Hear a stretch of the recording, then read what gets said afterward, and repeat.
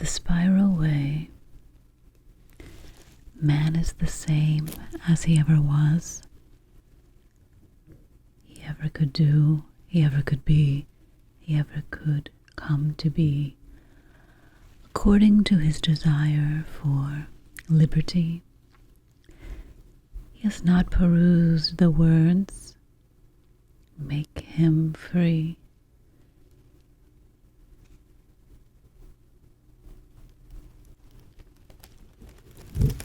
Oh, you're early. I wasn't expecting you at this time.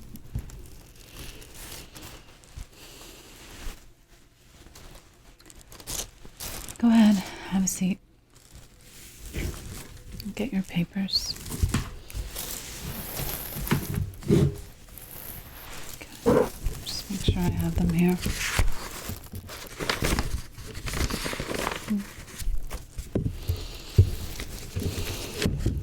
See.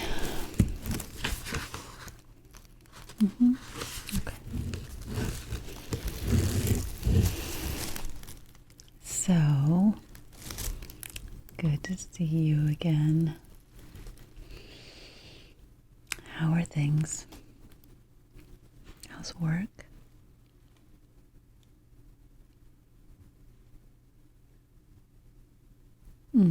Oh no. That's a joke, right? You didn't really quit your job, did you?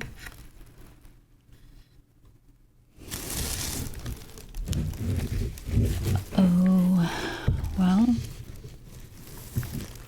yes, I do have your test results.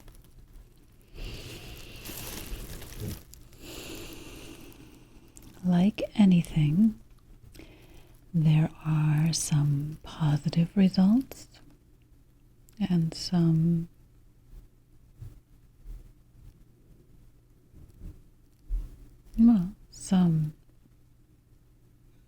less than positive results. Yes, I did have the gods and goddesses quality check the results. So you could say that, yes, I do have a word from the Lord for you. Okay, let's try to dial it down a little bit. Dial down your expectations. Okay. All right.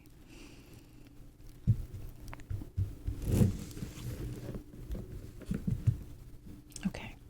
There's no other way to say this. I'm sorry, but you are not the Messiah. I know. I'm sorry. I know. It's okay. It's okay. I know. We can sit with that for as long as you need to. How long does it usually take people to get over that news? I've never been asked that before. I might have some stats on that somewhere. Let me look. People are usually too caught up in their emotions, and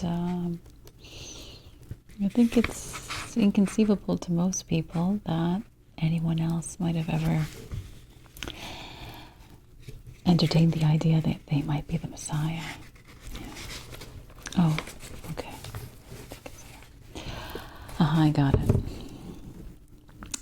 46 years. That's the global average of how long it takes people to come to terms with that news. You're not average? Well, according to these documents, you're right, you're not. You're below average in some areas and above average in a few others. Oh, I know. They're there.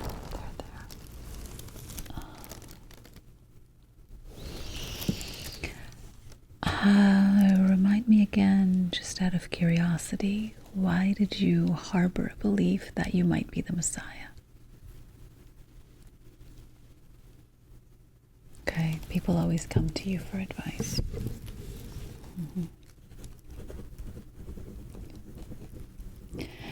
Any other reasons?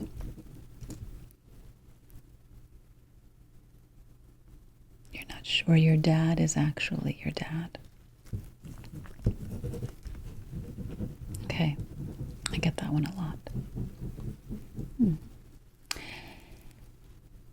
Anything else? You have a lot of compassion for people who are suffering. Yes, that's what we saw in you. And that's why we were actually considering you. Yes, you almost qualified as a contender for the Messiah. Who did it go to? Now that's a question the legit Messiah would never ask.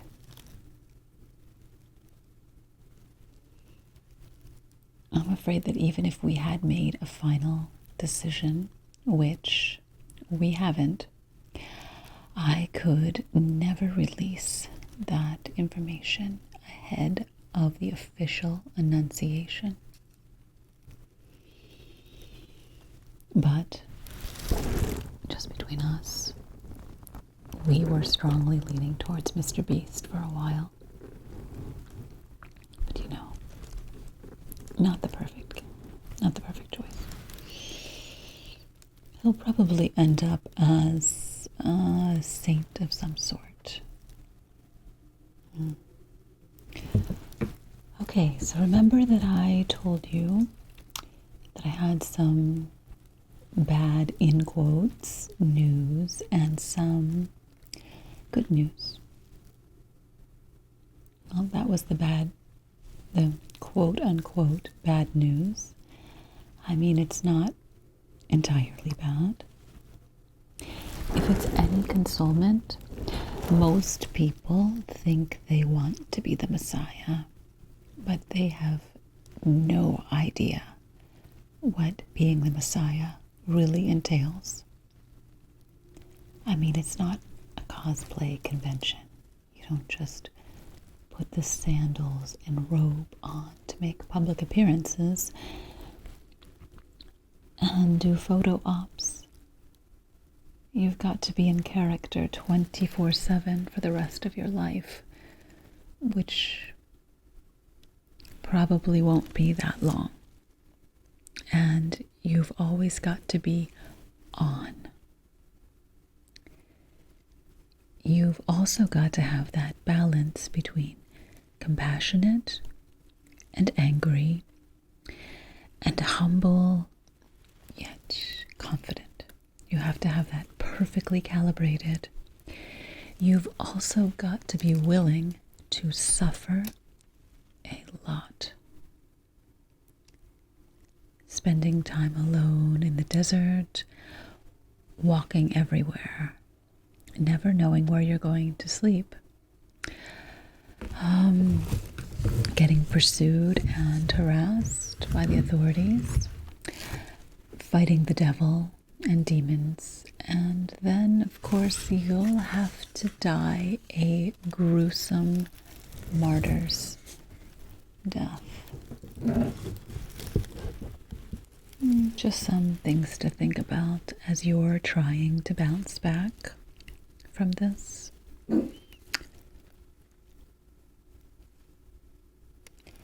To have been considered for the role of Messiah, you would have needed to demonstrate all, not just a few, of the following abilities from a very early age, like 12 years old maximum. Healing the sick, not just like relieving back pain or headaches, works with Reiki or essential oils, like high level healing, curing cancer, making quadriplegics walk again, and turning assholes into Mr. Rogers. And you and I both know you've never done any miracles or healing on that scale. Also, you'd need to be able to do transmutation of objects, like turning Doritos into a 7-course meal for a family of 12, which is related to the next requirement, feeding the hungry. Also, clothing the naked. And then there's that uncanny, rare ability to talk shit to corrupt religious leaders and politicians without getting canceled and losing all of your subscribers, disciples. And lastly, stirring up a lot of controversy, but not just as a publicity stunt, but to spark a full-on populist revolution. Not many people come even close on that last one, because once we start doing heart readings and heart x-rays and figuring out people's true intentions, it's almost always a publicity stunt. Although there have been a few exceptions. For example, Alan Neyman. Of course, you've never heard of Alan. That's kind of the point.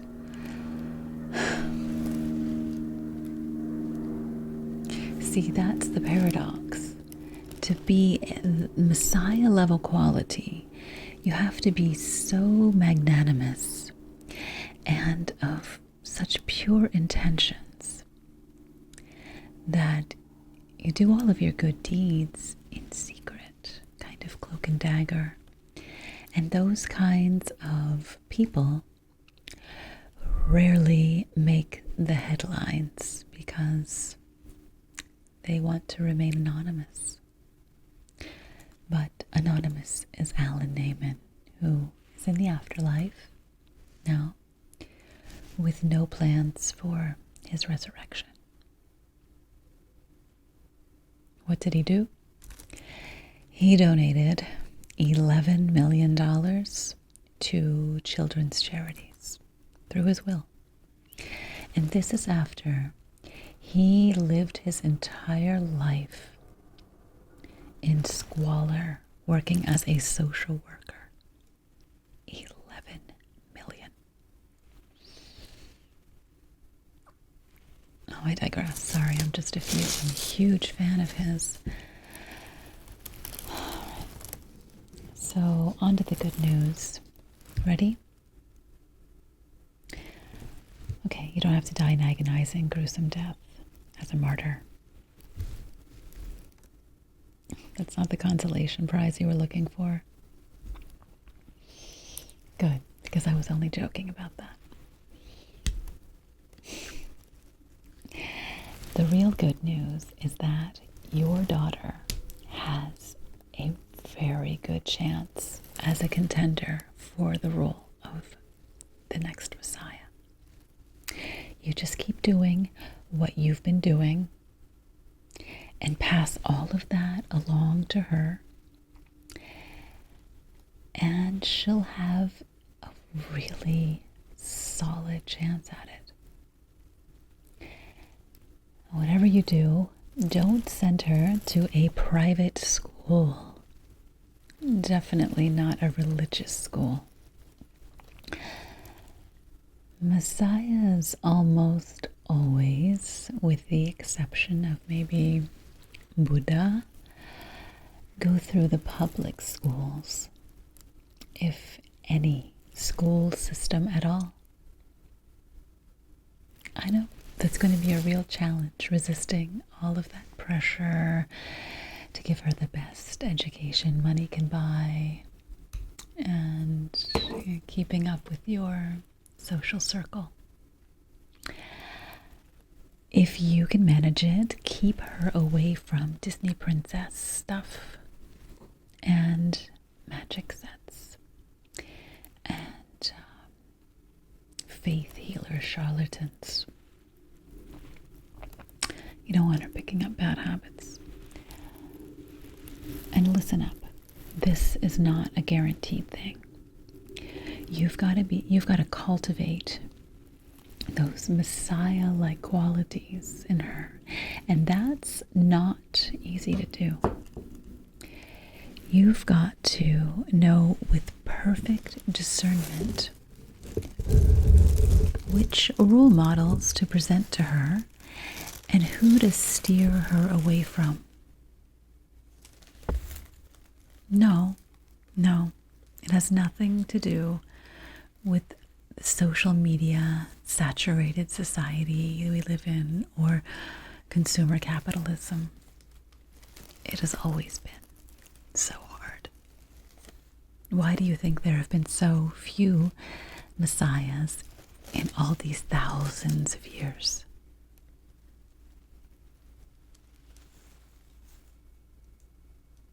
Which holy book should she study?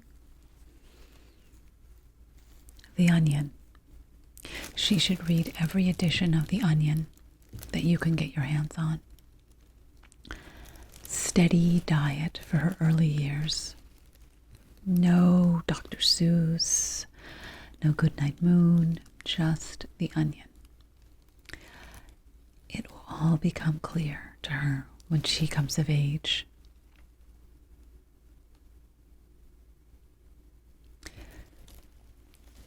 How do I explain this? If she can learn to see the dark side of human nature, satirize it, and figure out how to get past it, then she'll become the next Messiah.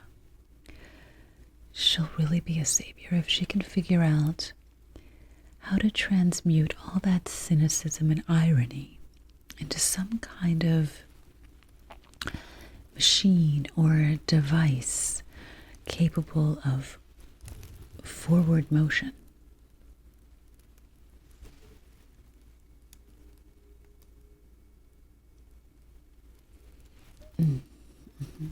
Sorry. I was having such an amazing reverie. You got all that? You got each of those points? Okay, good. You're going to be okay. Well, you need to be, because you've got a lot of responsibility. Nothing less than the whole world in your hands. So pull yourself together.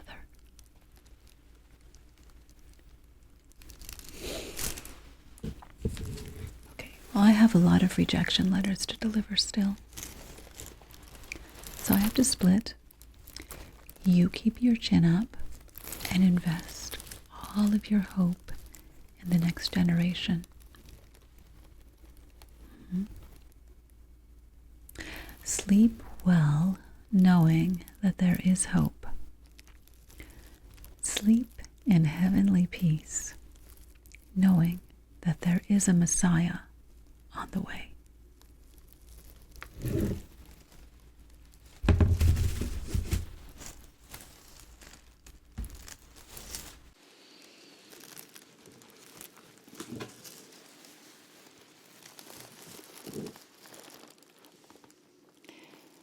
The city is the universe because it is that city of all natural creation. It is surrounded by the wilderness, the encircling forest of the edge